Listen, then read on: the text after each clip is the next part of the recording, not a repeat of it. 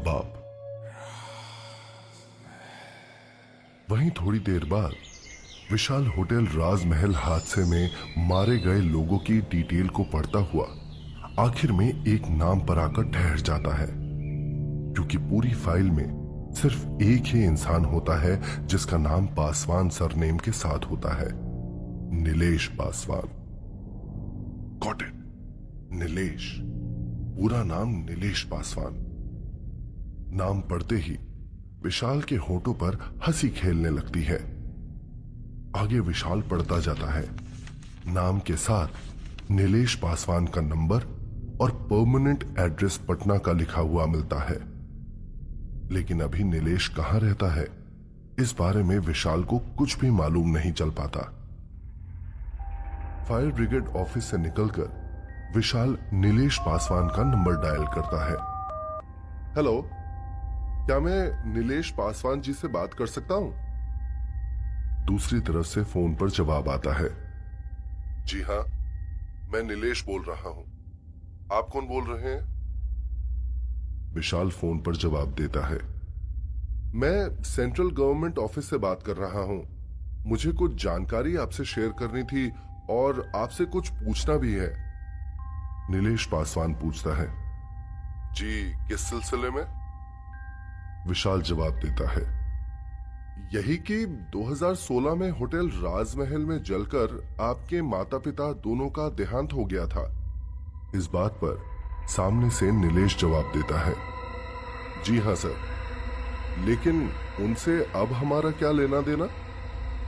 ये सवाल सुनकर विशाल को चौंक जाता है और आगे विशाल जवाब देता है, जी हां, दरअसल मैं ये कॉल इसलिए कर रहा हूं क्योंकि आपको कंपनसेशन के तौर पर आपके मां के देहांत के लिए ही 1 लाख रुपए मिले थे, जबकि आपके पिताजी का भी उसी आग में झुलसकर देहांत हो गया था और उनका कंपनसेशन अमाउंट आपको मिलना अभी भी बाकी है।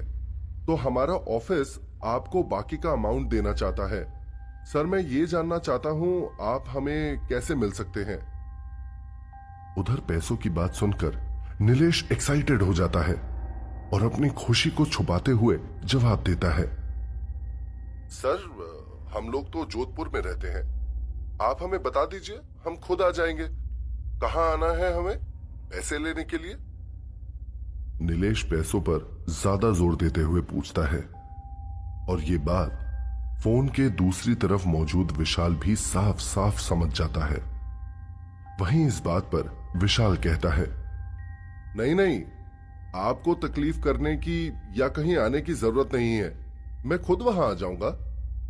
ये सुनकर नीलेश खुशी खुशी कहता है, अरे वाह, बढ़िया सर, जल्दी आइएगा। आपके एक बार जोधपुर आते ही मैं सामने से आकर खुद आपको पिक करने आ जाऊंगा। इतना कहकर कॉल डिस्कनेक्ट हो गया और विशाल को नीलेश पासवान की पैसों की बेचैनी और उसका अपने माँ बाप को लेकर एक और रवैया देखकर सब समझ में आ गया कि उसे अपने माँ बाप से कोई सरोकार ही नहीं था। वहीं अगली सुबह होटल राजमहल से निकलकर विशाल सीधे जयपुर इंटरनेशनल एयरपोर्ट पर पहुंच जाता है और वहां से सीधे जोधपुर की फ्लाइट लेता है। और तभी उसे समझ आता है कि क्यों मल्लिका ने उसे उस रोज पैसे दिए थे। यहां जोधपुर एयरपोर्ट पर पहले से ही नीलेश पासवान विशाल का इंतजार कर रहा है और उसके हाथ में विशाल के नाम का प्ले कार्ड होता है। विशाल अपना नाम देखकर नीलेश के पास जाता है और विशाल को देखते ही नीलेश की खुशी का जैसे ठिकाना ही नहीं रहता। अरे हेलो सर, मैं आपका कब से वेट कर रहा था। आपको यहाँ आने में कोई तकलीफ तो नहीं हुई ना? तभी बंसी ने फुसफुसाकर कहा, तकलीफ तो तुझे होगी कमीने। विशाल ये सुनकर हौले से मुस्कुराया। नहीं नहीं, तकलीफ कैसी? मुझे कोई तकलीफ नहीं है। इस बात पर नीलेश ने विशाल को अपनी गाड़ी की तरफ इशारा किया। चलिए सर, घर चलते हैं, मेरी फैमिली भी कब से आपका ही वेट कर रही है। वहीं मुरली ने हौले से फुसफुसाकर कहा, वो तो करेगी ही, पैसों की बात जो चली है, विशाल ने नीलेश की ओर स्माइल करते हुए बोला। जरूर, चलिए। विशाल नीलेश जैसे इंसान को बखूबी पहचानता है। नीलेश की चेहरे की ये मुस्कुराहट विशाल को वहां देखकर नहीं है, बल्कि विशाल के वहां आने के बाद उससे मिलने वाले पैसों को लेकर है। कुछ देर तक ड्राइव करने के बाद नीलेश विशाल को सीधे अपने घर लेकर पहुंच गया। नीलेश पासवान का घर बेहद ही आलीशान है। उसे पैसों की कोई कमी नहीं है। ये बात नीलेश के घर में मौजूद हर एक चीज जैसे चीख चीख कर कह रही है। हर एक चीज पर ठहरती नजरों को देखकर बंसी ने विशाल के दाएं कान में फुसफुसा कर कहा, विशाल, इसे पैसे मत देना। तेरे पास होंगे तो भी इसे पैसे मत देना। तभी बाएं कान में मुरली फुसफुसाता है, इसे पैसे देने से अच्छा है तुम गरीबों में बांट देना। खैरात नहीं है हमारे पास कि इसके जैसे लीचड़ इंसान पर पैसे बर्बाद करे। तभी विशाल कहता है, चुप करो, जो करना है मुझे करना है। श्श। वहीं नीलेश के घर पर उसकी बीवी और 2 बच्चे भी मौजूद हैं, एक लड़का और एक लड़की। बच्चों को देखकर विशाल प्यार से उन्हें अपने पास बुलाता है और उनके नाम पूछता है। क्या नाम है बेटा आप दोनों का? नीलेश का बड़ा बेटा प्यार से मुस्कुराते हुए जवाब देता है, वरुण। विशाल वरुण के बालों पर हाथ फेरते हुए मुस्कुराता है और वहीं छोटी सी लड़की अपने स्कर्ट के गिरोह को सुलझाते हुए कहती है, दीप्ति। विशाल कहता है, बड़ा प्यारा नाम है आप दोनों का।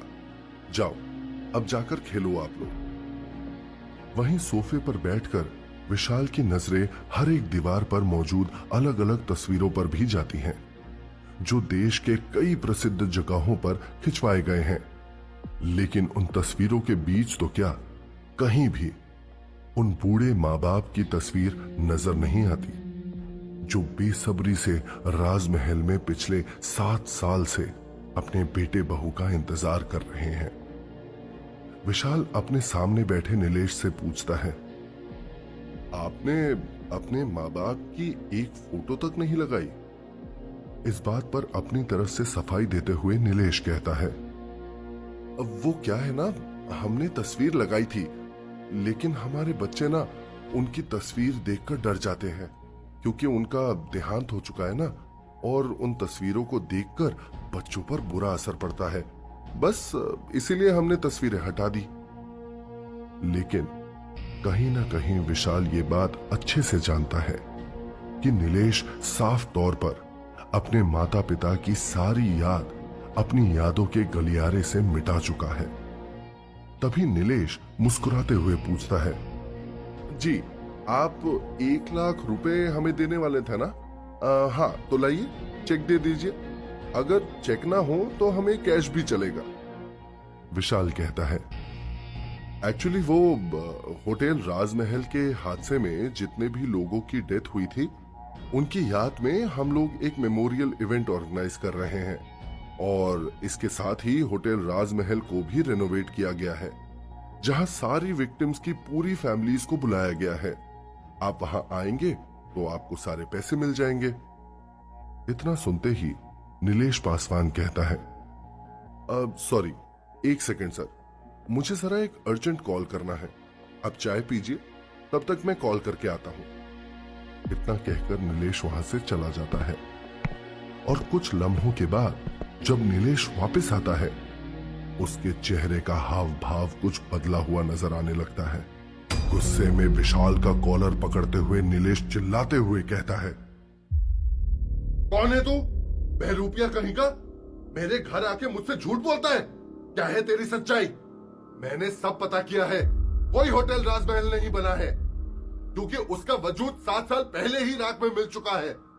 जिसके बदले में अपना कॉलर छुड़ाते हुए विशाल कहता है, बस एक बार आ जाओ होटल राजमहल, सिर्फ एक बार, किसी को तुमसे मिलाना है वहां। इसके बदले में हैरानी से नीलेश पूछता है, इसे मिलाना है। विशाल कहता है, तुम्हारे माँ बाप को सिर्फ तुम्हें एक बार देखना है। उन्हें तुम्हारा पिछले 7 सालों से इंतजार है। वो सिर्फ एक आखिरी बार तुमसे मिलना चाहते हैं। इस बात पर नीलेश रुखाई से कहता है, चल निकल यहां से। मर चुके हैं मेरे माँ बाप। 7 साल पहले ही होटल राजमहल में जलकर वे खाक हो चुके हैं। फिर वो मेरा कैसे इंतजार कर सकते हैं वहां? इतना कहकर नीलेश धक्के मारकर विशाल को घर से बाहर कर देता है। लेकिन विशाल इतने से भी हार नहीं मानता। नीलेश के घर से निकाले जाने के बाद भी वो उनके घर के बाहर होकर भी सब चीजों पर नजर रखने लगता है। बच्चे कब स्कूल जाते हैं, कब वापस लौटते हैं से लेकर नीलेश का ऑफिस कहाँ है, ऑफिस के लिए कब निकलते हैं और कब वापस आते हैं, नीलेश की वाइफ मैत्री मार्केट के लिए कब बाहर जाती है, कितने नौकर चाकर है घर पर, सब कुछ A to Z। वहीं 11 बजते ही विशाल अपने आप ही जोधपुर की गलियों से होटल राजमहल पहुंच जाता है और अगली सुबह बहुत जल्दी अमन के घर पहुंच जाता है। सुबह सुबह विशाल को अपने घर आया देखकर अमन चौंक जाता है और पूछता है, विशाल, इतनी सुबह तू यहां क्या कर रहा है? वहीं विशाल अमन से कहता है, अमन, मुझे तेरी एक हेल्प चाहिए। अमन पूछता है, किस सिलसिले में? विशाल सीधे जवाब देता है, तुझे बस मेरे साथ जोधपुर चलना होगा और कुछ नहीं। अमन बिना हिल हुज्जत के विशाल के साथ जाने को तैयार हो जाता है। वहीं कुछ घंटों के बाद विशाल और अमन दोनों ही जयपुर एयरपोर्ट पर होते हैं और जोधपुर एयरपोर्ट जाने के लिए फ्लाइट से उड़ान भरने को तैयार है। उस वक्त अमन बेहद खुश है क्योंकि पहली बार अमन फ्लाइट में बैठने वाला है। वहीं वो बार बार अपने कपड़ों की तरफ ही देखता जा रहा है। आखिर हो भी क्यों ना, अमन ने अपनी पूरी जिंदगी में आखिर पहली बार इतना बेशकीमती सूट जो पहना है, जो उस पर बेहद ही मैच कर रहा है। विशाल की ओर देखकर उसने पूछा भी, अरे यार, हम दोनों बिल्कुल जेम्स बॉन्ड पिक्चर के हीरो के माफिक लग रहे हैं ना? वैसे तूने बताया नहीं कि हमारा काम क्या है? विशाल ने हल्का सा मुस्कुराते हुए जवाब दिया, जोधपुर पहुंचने दे, फिर मैं तुझे बताता हूं कि हम किस काम से जोधपुर जा रहे हैं। करीब 1 घंटे में जोधपुर आ गया और एयरपोर्ट से बाहर पहुंचकर एक किराए के वैन में बैठते ही अमन ने तपाक से पूछा, अब तो बता दे भाई, अब तो जोधपुर भी आ गया और हम लोग एक गाड़ी में भी बैठ गए। कोई डील वील करनी है क्या हमें? क्योंकि हमारे कपड़ों से तो कुछ ऐसा ही लग रहा है। तभी विशाल ने अमन के सवालों पर शंका की चादर हटाते हुए कहा, क्यों आए हैं ये सुनना चाहता है ना तू? हम यहां 2 बच्चों को किडनैप करने आए हैं। ये सुनते ही अमन के पैरों तले जमीन खिसक गई और जैसे आसमान फट पड़ने को तैयार खड़ा हो, उसने लगभग चिल्लाते हुए कहा, क्या क्या बकवास कर रहा है तू? तू मुझे सूट बूट पहनाकर बच्चे किडनैप करने के लिए लेकर आया है? यार, तूने तो अपना पूरा धंधा ही चेंज कर दिया, रिसेप्शनिस्ट से सीधा किडनैपर। अमन, मेरे साथ तू बस चल। ये मैं कोई पैसों के लिए किडनैप नहीं कर रहा, मुझे जरूरी काम है। और तो और वे बच्चे भी मुझे जानते हैं, कोई प्रॉब्लम नहीं होगी, तू सिर्फ मेरे साथ चल। आखिर में कुछ नखरे दिखाने के बाद अमन आखिर में मान ही जाता है। वहीं कुछ देर बाद दोनों उस बड़ी सी व्हाइट वैन के साथ एक प्राइवेट स्कूल के बाहर काफी देर से बच्चों का इंतजार कर रहे होते हैं। बच्चों के बाहर आते ही विशाल उनसे मिलने जाता है। वहीं बच्चे भी उसे सीधे देखते ही पहचान लेते हैं और कहते हैं, अरे अंकल, आप तो कल हमारे घर आए थे ना? हाँ बेटा, आज आप लोग मेरे साथ घर चलोगे। तभी बच्चों ने कहा, नहीं अंकल, हम लोग तो रोज स्कूल बस से घर जाते हैं, तो आपके साथ कैसे जा सकते हैं? विशाल ने बात को संभालते हुए कहा, हाँ हाँ, आप सही कह रहे हो, लेकिन मैंने सोचा क्यों ना आप दोनों को आज घर जाने से पहले बढ़िया सी आइसक्रीम खिलाई जाए, फिर मैं तुम्हें घर भी लेकर चलूंगा। दोनों बच्चे आइसक्रीम का नाम सुनकर बिना कोई सवाल किए चुपचाप से गाड़ी में बैठ जाते हैं और फिर अमन और विशाल दोनों बच्चों को आइसक्रीम खिलाकर दोनों बच्चों के साथ वापस जयपुर लौट आते हैं। वहीं बच्चों के लापता हो जाने के बाद नीलेश पासवान बेहद घबरा जाता है और पुलिस से कांटेक्ट करता है और उनके सामने गिड़गिड़ाते हुए कहते हैं, प्लीज सर, हमारे बच्चों को ढूंढ लीजिए। हम अपने बच्चों के बिना एक दिन भी नहीं रह सकते और अगर उन्हें कुछ हो गया तो हम मर जाएंगे सर। आप हमारी मदद कीजिए और कुछ भी करके हमारे बच्चों को ढूंढ लाइए। नीलेश और उसकी पत्नी मैत्री ये बात मान लेते हैं कि शायद पैसों के लालच के लिए किसी ने उनके बच्चों को किडनैप कर लिया है और इसीलिए वो लोग घर पर किडनैपर के फोन कॉल का इंतजार करने लगते हैं। वहीं देर दोपहर को विशाल जैसे ही फोन करता है, नीलेश पासवान, तुम्हारे दोनों बच्चे हमारे पास हैं और बिल्कुल सेफ हैं। वहीं नीलेश पैनिक होकर कहता है, तुम्हें क्या चाहिए? पैसे चाहिए? मैं अपनी सारी जायदाद तुम्हारे नाम कर दूंगा। मुझे बस मेरे बच्चे लौटा दो, मैं मर जाऊंगा उनके बिना।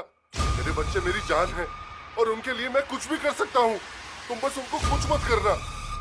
तभी विशाल कहता है, आराम से नीलेश, मैं तुम्हारे बच्चों को कुछ नहीं करूंगा और तुम खामखा पुलिस वालों को क्यों तकलीफ दे रहे हो? हमारी तुमसे कोई पर्सनल खुन्नस नहीं है और ना ही तुम्हारे बच्चों को कोई नुकसान पहुंचाने का इरादा है। तुम बस आज रात 11 बजे अपनी वाइफ को लेकर होटल राजमहल चले आओ और यहां आकर अपने दोनों बच्चों को ले जाओ। That's it. ना हमारी तुमसे कोई मांग है और ना ही तुम्हारे बच्चों को हमने कुछ तकलीफ दी है। तुम चाहो तो अपने बच्चों से बात भी कर सकते हो। ये लो। इतना कहकर विशाल फोन को स्पीकर पर डालता है और कहता है, बात करो। सामने से दो हंसते मुस्कुराते हुए बच्चों की आवाज फोन पर गूंज उठती है। अपनी आंखों में आंसू लिए नीलेश कहता है, बच्चों, तुम ठीक तो हो? तुम्हें कोई तकलीफ तो नहीं? नीलेश की ये बात सुनते ही विशाल बच्चों से फोन छीन लेता है और बोलता है, अगर तुम रात 11 बजे तक यहां नहीं आए तो जरूर तुम्हारे बच्चों को तकलीफ हो जाएगी। तो क्या होगा आगे? क्या नीलेश अपने बच्चों के खातिर होटल राजमहल जाएगा? सच्चाई जानने के बाद क्या उसके बूढ़े माँ बाप उसको माफ करेंगे?